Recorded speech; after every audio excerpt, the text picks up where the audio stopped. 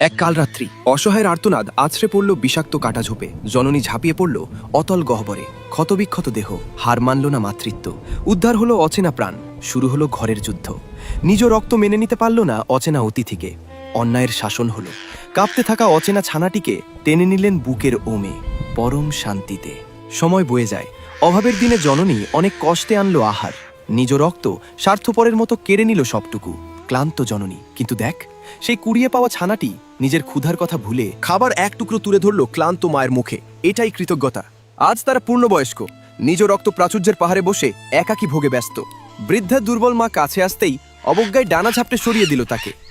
জননী চরম অসুস্থ, আর তার নিজ রক্তের সন্তান চরম ঘৃণায় মুখ ঘুরিয়ে চিরতরে উড়ে চলে গেল দূর আকাশে। মায়ের নয়নে নীরব কান্না। তখনই কুড়িয়ে পাওয়া সেই সাদা ছানার আগমন। মায়ের মুমূর্ষু অবস্থা দেখে দিশেহারা, জীবনে ঝুঁকি নিয়ে সংগ্রহ করল জল। ফোটায় ফোটায় তৃষ্ণা মেটালো মমতাময়ী মায়ের। শেষে সেই বড় সাদা ডানা দিয়ে জড়িয়ে ধরল অসুস্থ মাকে। মায়ের চোখে আজ আর কোনো আক্ষেপ নেই।